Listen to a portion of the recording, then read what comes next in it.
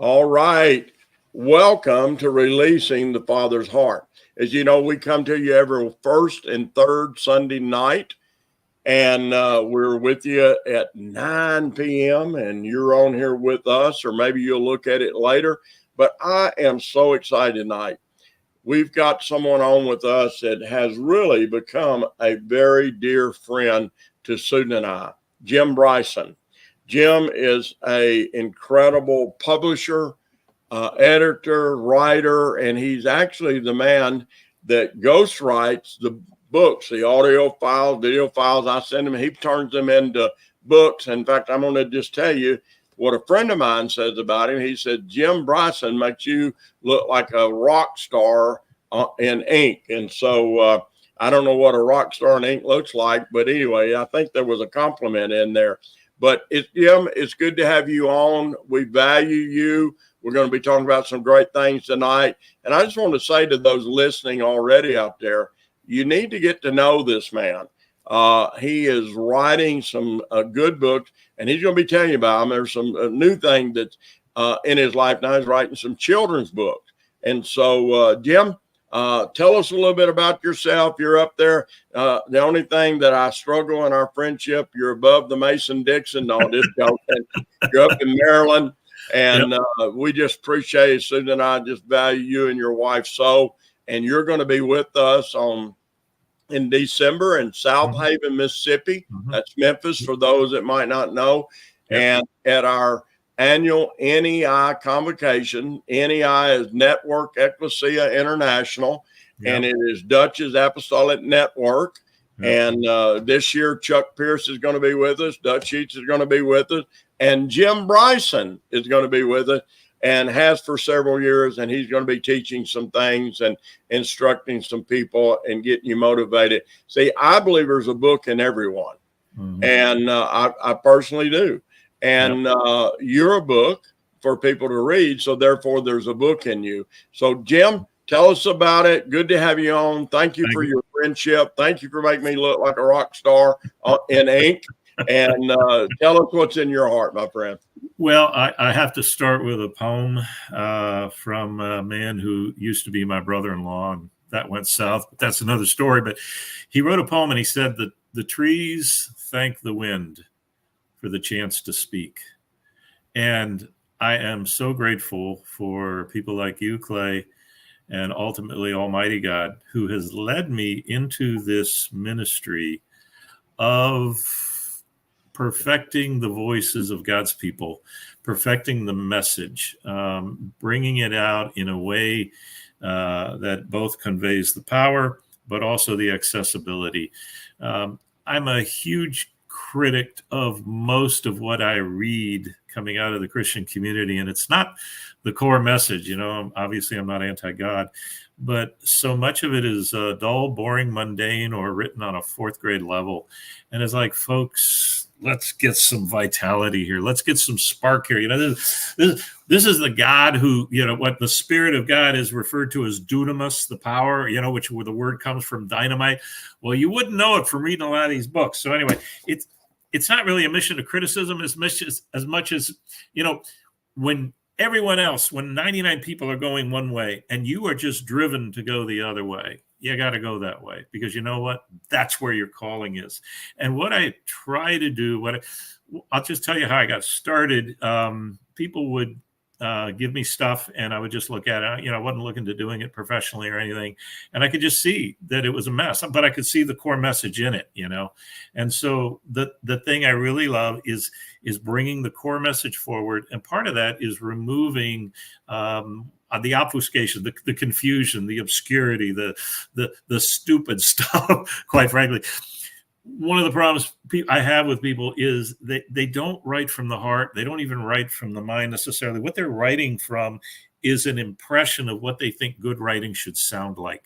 And so, you know, you ever go to a play and the actors aren't really feeling their part. They're reciting the lines, or they're going through this motion, or they're going through that motion. Well, so much of writing, especially in the Christian community, is written in that vein. And what I try to do is gently smack them upside the head in the loving Jesus name and say, look, You're better than this. Your message is better than this. Let's strip it of the religious ease and let's bring it forth. Now, to do that requires that the author accept a measure of vulnerability, and because people are real, we live in a real world, and good writing is authentic. Well, authenticity doesn't mean perfection. It doesn't mean sterling polish necessarily, but it does mean real. And sometimes real is accepting a failure. I get these manuscripts and the guy says, I had a problem. I've got the answer. I've got it all sewed up. You read my book. Now you do too. Be warmed and filled and go change the world. And I go, no, you don't. You think you do, because you control what started on page 1 and what ended on page 139. But that's not reality. Reality is you went from here and you got to there and you're not done yet. Okay. One of our best friends and one of our favorite preachers is Harold Everly. And Harold Everly has a saying. He says, my present understanding of this subject, that subject, my present understanding is this. And I think that's profound, because it accepts that there is a procession. There is a journey to be had. And I try to bring that out in people. People, again, have an image of what good writing is. They have an image of what a book, especially a Christian book, should look like. And some of that image is good, but a lot of that image is a hindrance to what I think is God's underlying creative power. I watch a lot of documentaries and I read about the astrophysics. Okay. What's going on in the universe? All right. And the universe is anything but a tidy place. All right. You got massive explosions, supernovas just wreaking havoc, across tens of thousands of light years of space. You've got black holes sucking in everything, even stars, even light itself. You've got planets forming. You've got infernos. You've got, and then you want to sit down and write a tidy little book with a picture of flowers and a little. No, get real, come alive, get vulnerable. And whoever would attack you for being vulnerable, best to find out now, because you don't need them. So that's essentially what I do.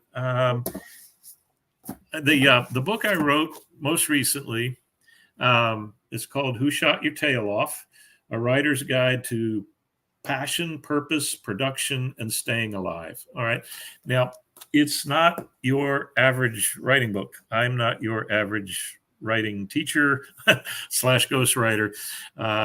What I'm looking for is to ignite a passion in people, a passion which I think is there. Notice I say ignite. I'm not talking about putting in the fuel and no, I'm looking to give them a spark. And for a creative person, and I think most of us are, I think all of us are in some form or fashion, what they need is a spark. But more than that, I think what they need is permission to come alive. Come alive is messy. It doesn't look like church.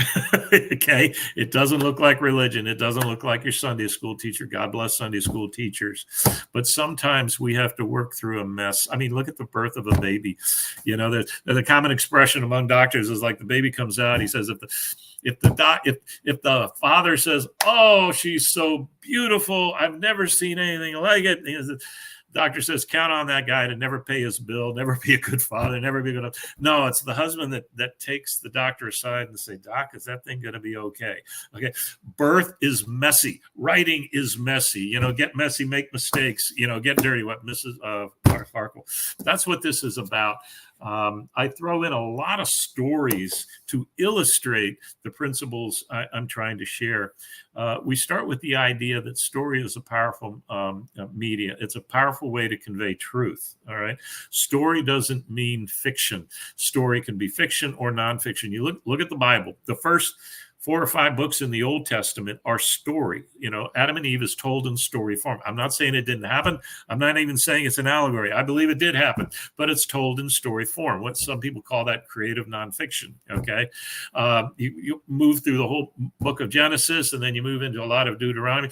What is happening? God is introducing us to his people and his passion for his people. And he's doing it with stories. Well, that was the Old Testament. Okay. What do we got in the New Testament? The first 5 books of the New Testament, story, 4 Gospels, and the book of Acts. Okay. Story brings things alive. Don't tell me how I should live. Show me how I should live. And what is the most powerful tool for showing me? It's your life. Mm-hmm. Show me in your life what works, what will work in my life. Be my example. Yes, Christ did a lot of teaching, but he did a lot of showing. Okay? Yeah. And that's where our writing needs to take us. There's a story in this book called Wilbur. And what would happen? See, what happens is when I was writing this, Clay, I would write the principle out, that in story, I'll explain the principle. One of the principles I bring out is the idea that we're not here to give the answers. Okay. It's not like I'm going to write a marriage book and here's how to have a great marriage in 3 easy steps. I know there's a lot of those. Okay. I've contributed to those books. I added a 4th step, make your marriage psychological. Great. Yeah. She'll be psycho and you'll be logical. No, bad joke. But what I mean is, don't tell me how great your marriage is and why I need to do that. Share the story, share your saga, share when it wasn't so good. Tell me the story from beginning to middle to where you are now, and don't call it the end, because if it's the end, fine, you're dead and you're up in heaven with the angels. The point is, we don't want your answers. We want your journey that led you to the answer, because what's relatable, Clay, is not that your answers. How do I relate to your answers? You earned your answers. You earned the blessing of your answers. Your struggle qualified you for your answers. Okay. Good writing should give us the journey, because that's what I can relate to. You could start with, my marriage was a disaster. I could start with, wow, my marriage was a disaster too. Hello, brother, hello, sister. But we progress. And I think, well, if he can do it and he went through those things, I can do it. And that's what we're stressing in this teaching. There are hundreds, there are thousands of writing books out there. Some of them very, very good. Janet Burroway on writing fiction, classic. And I quoted in the book, go get it. This is not a textbook type book. This is more ignite. This is more dynamite. And I encourage people to look at it. I bring out some very strong principles, but it's things I've been teaching for 25 years and employing in my books. So, yeah.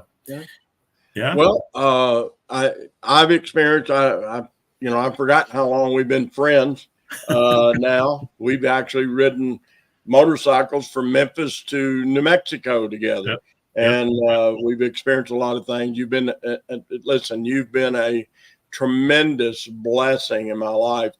I remember, Jim, the first book that you began to ghostwrite for me, you wrote me 2 chapters and sent it to me. And I read them and I told Susan, I said, oh my God, this man knows me better than our congregation does. And so that's a gift. I mean, from me on the outside looking in, that is a gifting that God has given you to be able to do this.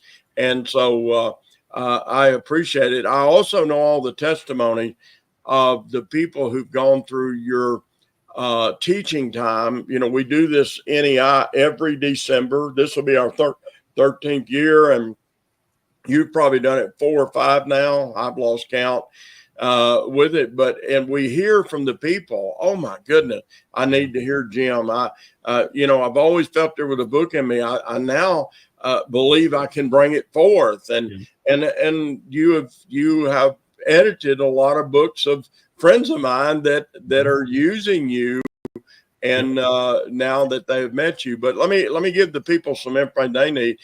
NEI is held in South Haven, Mississippi. This year it'll be December 5, 6, and 7. Chuck Pierce is going to be there on Thursday night. Dutch is going to be there on Friday night. Many other ministers.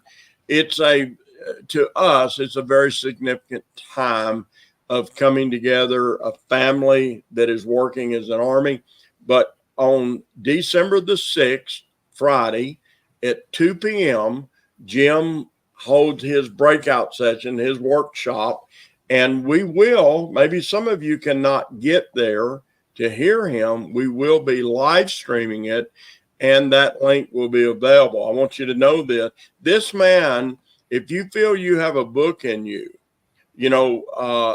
this man can help you get it out of you. He's not going to work as your personal mentor, but what he will do is give you the resources, give you the direction.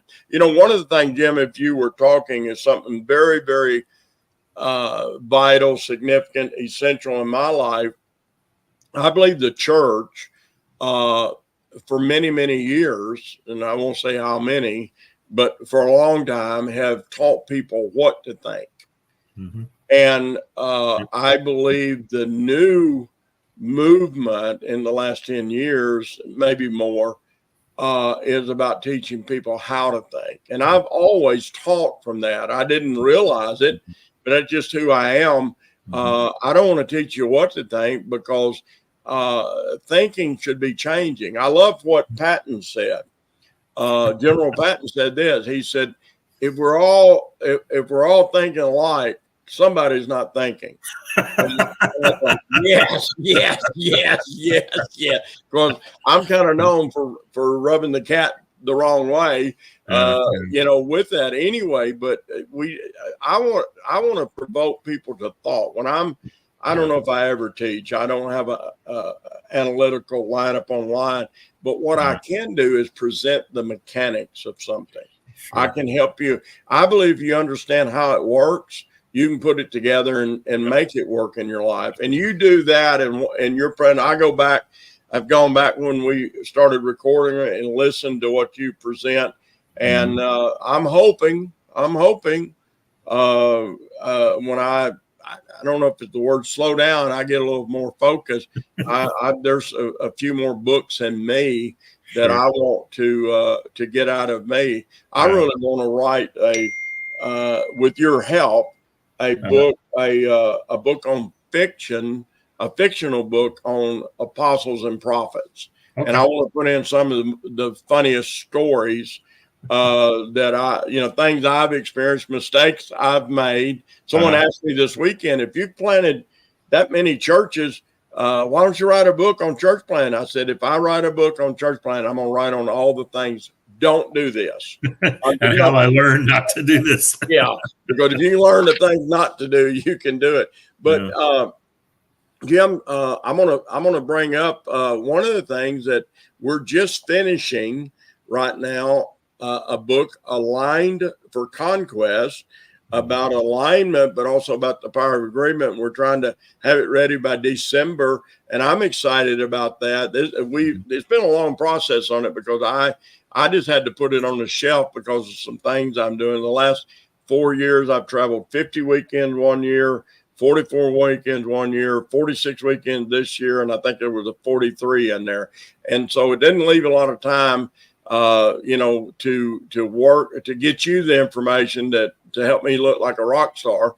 And so with it, but I'm excited about this book. I'm having people reading the manuscript right now, writing some endorsements, and I'm getting great comments back on it. And I will tell you, after almost 52 years of marriage, the greatest thing that Susan and I have acquired is the ability to use the power of agreement like a nuclear bomb with it. We have seen so many mountains removed from that. But so this year at NEI, what are you going to focus on in your breakout session? Kind of whet the people's appetite about that. Okay. I'm going to take them into aspects of their theology that hold them back from being good writers. And if, again, when I say creativity, I don't mean nonfiction necessarily. Okay. Fiction or I don't mean fiction necessarily, fiction or nonfiction, but just in general, there's so many things in theology, even today, that hold people back. This is especially apparent in writing. Okay. Writing is really the expression of what's inside.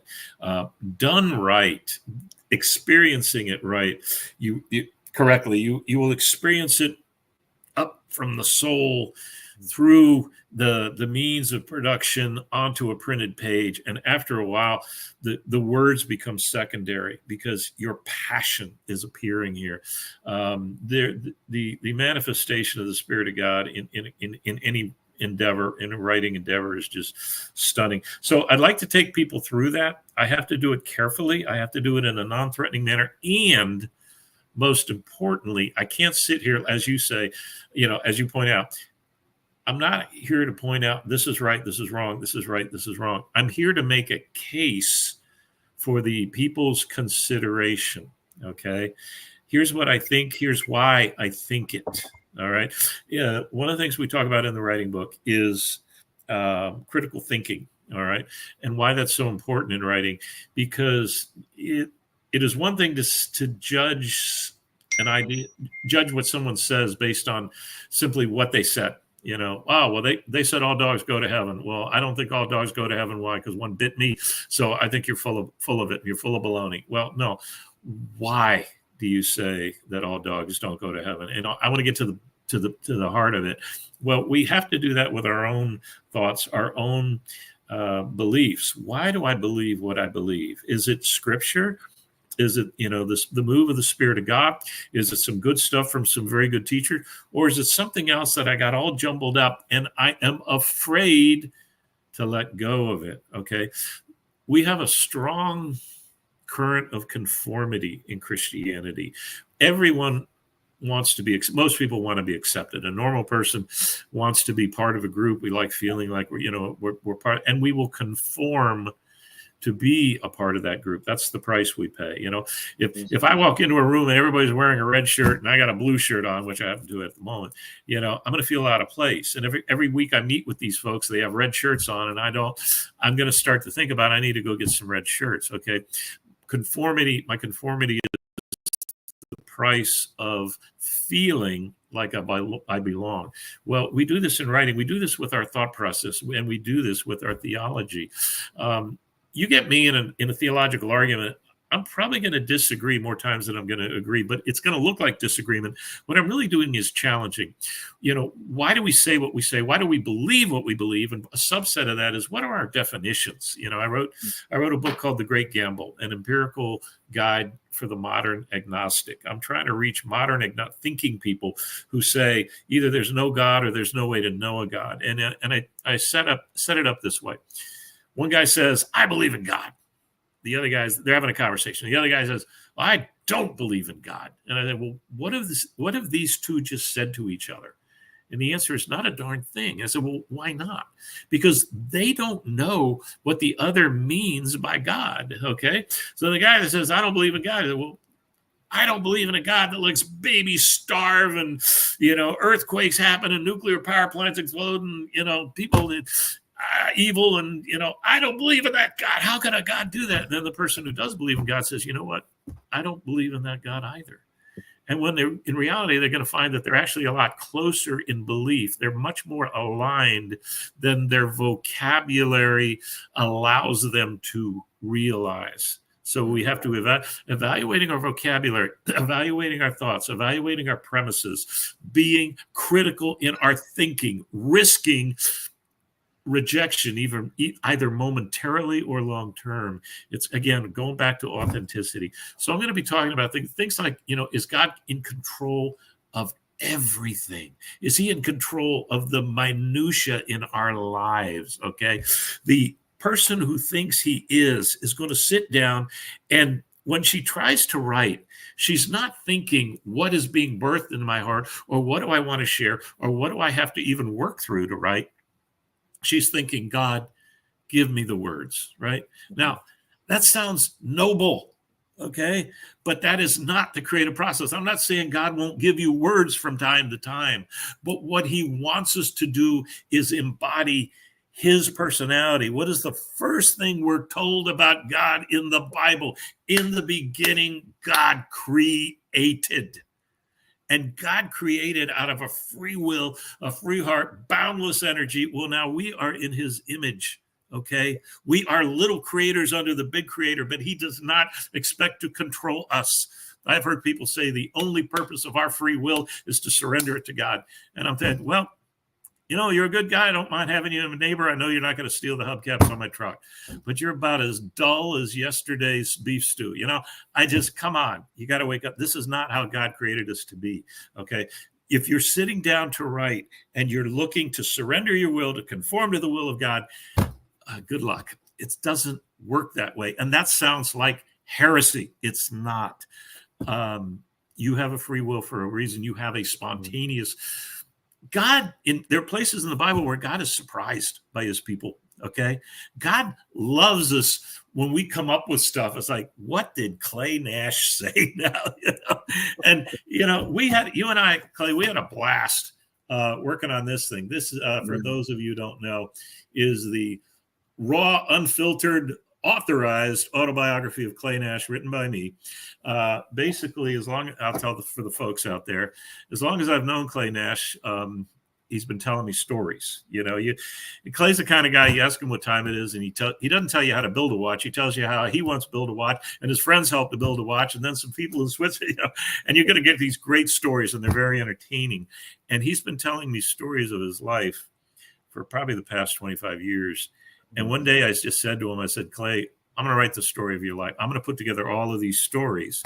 And he said, that'd be great. And he was gracious enough to give me the book, give me the rights to write that. It's under my name, not his. But so we got together, and I don't know if I'm a retired engineer, and in engineering, we work on computer-aided drafting drawings. We make drawings out of paper that's about 4 or 5 feet high, and it comes on a roll, and the roll is like 500 feet. It comes out of a big printer. Okay. So I got 2 25-foot rolls of that stuff. In fact, I think I have it right here. So I don't know if you can see this, but this is actually the Clay Nash Memorial, real deal. Anyway, I got 2 25-foot strips of it, and I got Jacqueline and I, my wife, we got together with Clay and Susan, and we rolled it out. I put together 2 or 3 tables. I said, all right, we're going to do your timeline. And I don't want to know when you were born. I want to know when your parents were born. I want to know when they met. I want to know when, you know, the gleam in your daddy's eye. I want to know everything. And we did. We traced it all out. And by the time I got done with this, stringing together these stories, the passion that came out of these pages is a fraction of what is in this man, Mr. Clay's heart. Okay. This is a testament to a passion for God born of a real person. Okay. These are stories that you're not going to find in your average Christian book. Now, trust me, you know, I keep it PG. Okay. I'm pretty good at writing as an adult level and a child level or an innocent level. It's not like you have to worry about it, but we're still very honest. Okay. And that is why the end is so profound. It's a very, very powerful ending. But my favorite part of the book, Clay, is this quote. Let's see. He says, when did you say? Let's see, where is that? He says, Jim, that's my Clay Nash accent here. The Jim, you sound like a drunk Yankee trying to talk Southern. Okay. I have never had such a high compliment.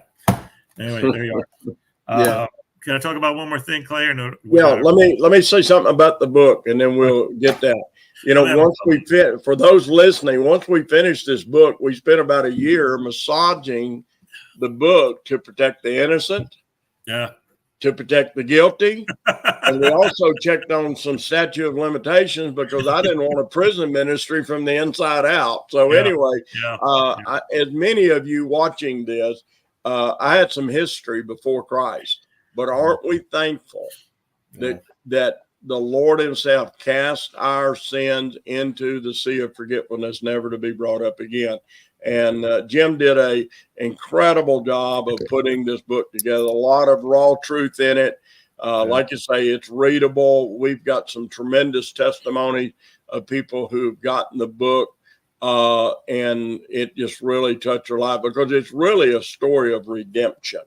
Is what it's about. And Jim did such an incredible job of putting the words together where people want to read it. I've had probably no less than 100 people tell me, said, I was going to just read a little bit, and I started reading it, and I never went to bed till I finished it. And stuff. So you cost me a night's sleep. I said, no, Jim did.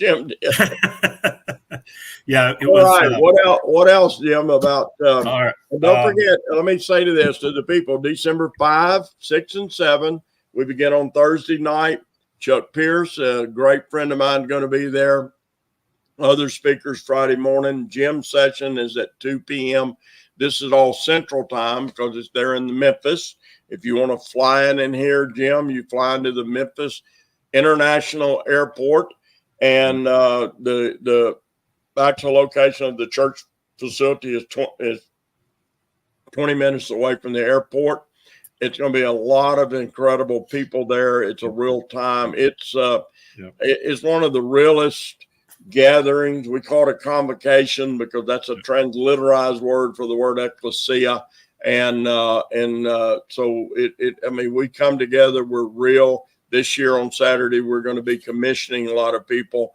And Jim is a real highlight to those that, I've had people tell me, said, I wondered if I had a book in me. I know I do now after hearing him.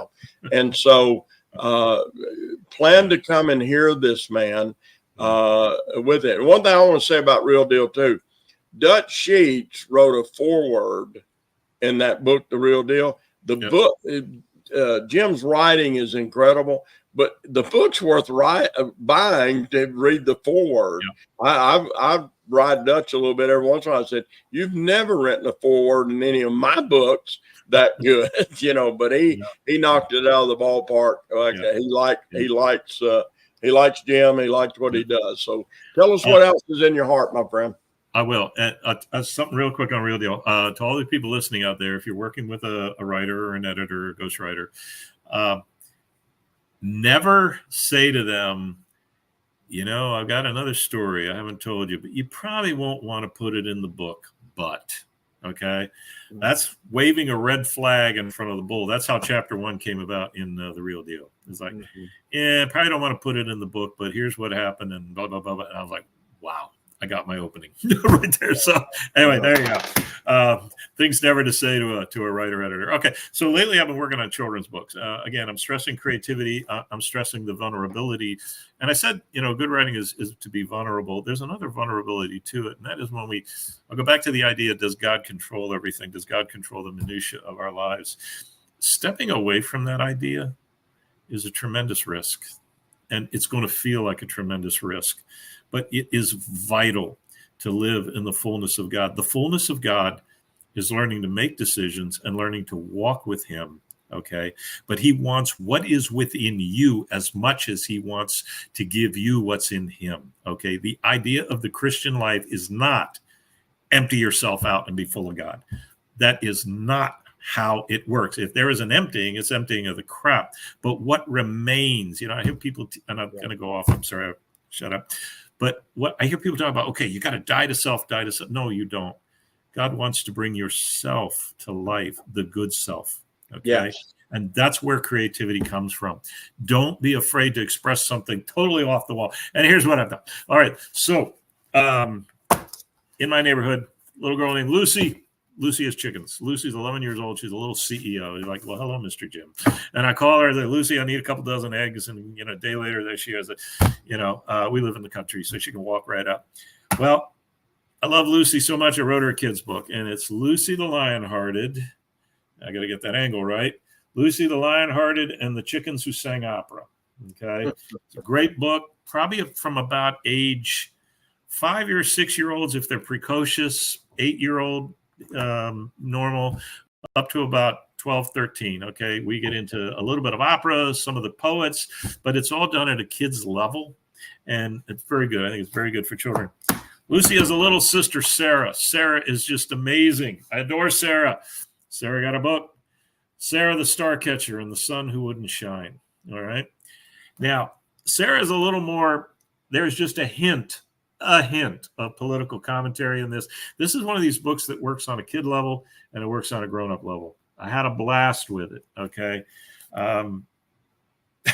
There was a party here in Sarah where there's a little girl down in Franklin, Tennessee, and she read the Lucy book, and she's a voracious reader. She's about 9, and she loved the Lucy book. She loved the Sarah book. She gave me a little video. Mr. Jim, I really loved your books, blah, blah, blah. But there was one part in the Sarah book she didn't understand, and it kind of bothered her. And I thought I was being funny, but to a 9-year-old, it bothered her a little bit. One of the chickens was sick in the Sarah book, and she didn't understand why. It was supposed to be a joke. Anyway, I said, okay, Selah, you're going to get your own book, and there's going to be no chickens thrown up. So I ended up with The Great Warrior Salamite. Again, trying to get this angled right. This is a very good kids book. It's more of a straight kids book, and it's a blast. All right. And when you read it, I think you'll understand an example of where the creative spirit can take you. So, been having a lot of fun lately. I'm beginning to write more and more of my own stuff. During COVID, I about went crazy trying to write for other people. The demand was overwhelming, and I was going in to see a counselor to the VA, and they're like, you know what, if you don't slow down, you're going to slow down permanently. So anyway, lately I've been trying to loose up and trying to write my own stuff. So that's what I've been doing. Yeah. Hey, Jim, tell them where they can find your books at. They're on Amazon, Okay. and I try to price them very reasonably. I'm not looking to make a fortune on these. Making a fortune would be fine if they did, but I really want to make them accessible to people. Okay, I'm not starving. I'm very fortunate, and I want to make the books accessible, and I want to keep the lights on. So yeah, you can find them on Amazon. If that doesn't work, send me an email and we'll figure something out. Okay. Yeah. Hey, Jim, as you've been talking, I want to say this. Susan and I watched a documentary last night that was just fascinating. And it's about a song that was written. And you'll know the song because I know your background and everything. The song starts out a long, long time ago by Don McLean. Yeah. And he was the whole thing of how the song came about. I mean, it took years and how he worked on it. But the thing that I want to say about Jim Bryson is Jim can bring that ability. And I believe that every book should start out a long, long time ago because that book's been building. Jim helped me get published, wrote Relational Authority. And I just think the people need to hear this. It's an incredible book. I wish you'd have wrote it, Jim, or Dutch or somebody, but the book is just incredible. And a businessman was given the book by my wife, Susan, and my son worked for him. And a dilemma came one day, and some men were going to walk off the job where our son was in charge of them. And he had to retrain and delayed, and there was a bonus if they finished early and everything. And he asked the owner of the company, said, will you go back to office? Let me handle this. Well, the men didn't leave, and they finished early. They got a bonus, And a few days later, when the owner of the company saw my son, he held up the book, Relational Authority. And he said, you've read your dad's book. And our son, Bobby Dean, looked at me and said, I ain't read a page of it, and I'm not about to read a page of it. But I've been living with that book my whole life. Yeah. And so what I'm saying all that, see, that song was in Don McLean long before he got it penned on paper. Mm-hmm. And that book was in me, Relational Authority. And it's just like what I believe in coming to Jim's breakout session, he can help you begin that book. Don McLean said in the documentary that we saw last night, he said he had that first line a long, long time ago. I can still remember how that music used to make me smile. Yeah. And he carried that until it became a song. Yep. I don't apologize for my emotion. That Yeah. song has touched me Oh, yeah. deeply. That song, that is the greatest reflection of this nation. It is an incredible song. And I said all that, Jim, because I want you to tell the story about Credence Clearwater up at, I just went blank, the big gathering up in New York, Woodstock. When it you told me this story, I'm giving you, okay. Well, anyway, John Fogerty, who is a hero of mine. Yes, I like, I don't believe there's secular music and sacred music. I believe there's music that produces death and music that produces life. Yep. And, but John Fogerty said, finally at Woodstock at about midnight. Oh, yeah. I know the story. Remember the story? He said, according to John Fogerty, they were waiting for the Grateful Dead to get done. Yeah. Well, if you've ever waited for the Grateful Dead to get done, you know that you're gonna you measure their concerts with a calendar, and whatever. And he says, finally, like 2 a.m, it had been raining or something, and Creedence Clearwater comes on, and there's nobody. And I think they started playing their first song or something. They finished the song, dead silence, and then one guy lit his lighter. And from there, it was like a slow build. But John said that one light is all we needed to go, finish the concert. That's the way I remember the story. Is that what you're? Yeah, it was one other part. The guy actually shouted when he lit his lighter. He said, "John, give us your best." Yeah. And, and let me just tell you, that's what Jim Bryson's going to do in your life. He's going to bring out of you that which is in you just by hearing him teach on this. And I just encourage you, whether it's by live streaming that day, you might say, where can I watch it? It'll be claynash.org. You can go there and find the live streaming when Jim is with us. Jim is very rich in the ability to stir up your passion. My plans are somehow to slow down enough to start getting some of these books. I've talked to him about a few of them. I want to do this book, The Greatest Lessons I've Learned in Ministry, and just bring out some nuggets that will help people. But there's a lot in everyone that's listening to this. Yeah. Thank you for joining, Releasing the Father's Heart. This is what we're trying to do. See, I believe there's a Father's heart in this that you're watching for you to bring that book out. If your book only touches one person, it's worth it. I promise you, it is worth it. Yep. But Jim will help you in doing that. Jim, I look forward to December. All right. I look forward to you being there in South Haven with us. I'm not letting up. I actually fly out on Monday from Springfield, and I got to go to Denver and be in meetings there. But early Thursday morning, like 5 o'clock in the morning, I get on a plane in Denver and I fly back into Memphis, and we're going to be there for the convocation. I promise you'll like it out there, but I promise you, if you have any inkling, any unction whatsoever, there's a possibility, a remote possibility, a slim possibility, there's a book in you. This friend of mine, Jim Bryson, can help you get your words on a page. He knows how to publish. The first book we did, he helped we kind of went a different way, but he helped get it all printed and everything with that. And,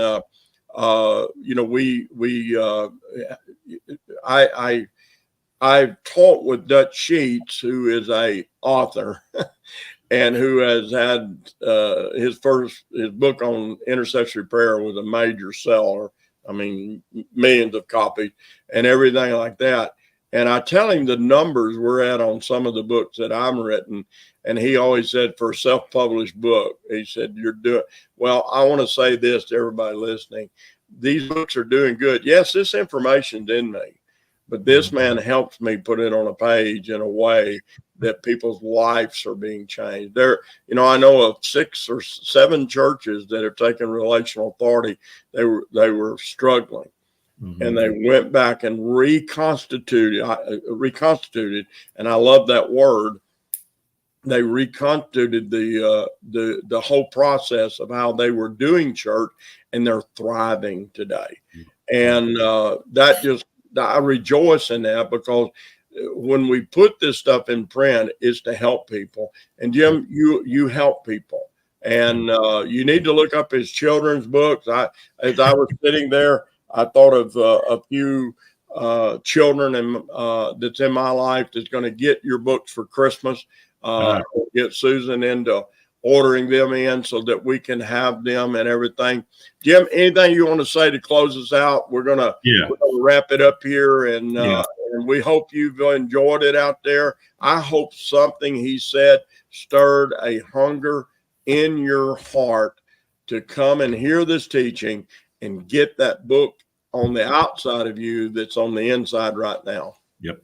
Yeah, I would simply like to add to anybody who's listening, don't wait for NEI in December. Here's what I want you to do. I want you to think about, as Clay brought up a minute ago, think about your first line, okay?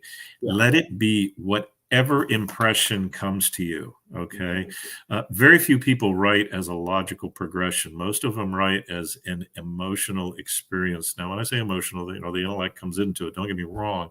But so often we live these lives where our emotional side, which I think is where the creativity at least takes root, is suppressed. We think we just got to live. Anyway, think of a first line. Think of some great first lines you've ever heard in books. And we talk about this in the writing book, call me Ishmael, that came from Moby Dick. Scarlett O'Hara was not beautiful, but few men notice when caught by her charms. That's from Gone with the Wind.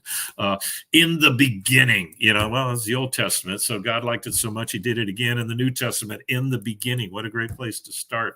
A long, long time ago, just close your eyes. It was the best of times. It was the worst of times. Just pick a line, anything. Don't judge it. Don't judge as you write. Don't edit as you write. Don't criticize as you write. Self-criticism will kill you. Don't do it. Just let yourself go, and don't think about necessarily writing a book. Write a line, write a paragraph, write a chapter, write a short story, write something, and see how it develops, okay? Conformity is deformity. Don't do it. Yeah. Amen. Amen. All right. God bless you. Well, you just settled it, Jim. You got me in trouble. I have thought for some time I'm going to write a book. I'm known for saying this in pulpits, and I'm going to write a book, and I'm going to title it Hell No. And what I'm saying is no to hell. The title itself will probably sell a few copies, but listen, right now, we've got to say no to hell, because hell is camping out on our doorstep to get our children, to get our grandchildren, to take this nation away from us. We've got to be willing. Someone's got to stand up and say no to hell. And with that, so you just gave me license. When you said that, I've got it written down here. Hell no. And we're going to get a book. We're going to get a book done that. I love being controversial. And Jim helps me at that. I want to tell you, Jim, I love you, man. Give our love to your wonderful wife. And we look forward. And let me just tell you, on the Saturday night this year, after the conference over, we want you and your wife to go with us. We'll be carrying some other people too out for a good steak. We've got a hidden place there that we want to carry you to, and everything with that. It's the #1 steakhouse in Mississippi, and the owner's a friend of mine. Wow. And we're going to go and eat a great steak. But anyway, Jim, I bless you. Thank you for taking time to be on my live stream. Yes, sir. And thank all of you that are watching it live or watching it by recording, however you're watching it. Thank you for doing so. We want to get that book out of you. God wants to get that book out of you. And now, after hearing this, we hope you want to get that book out of you. God bless you.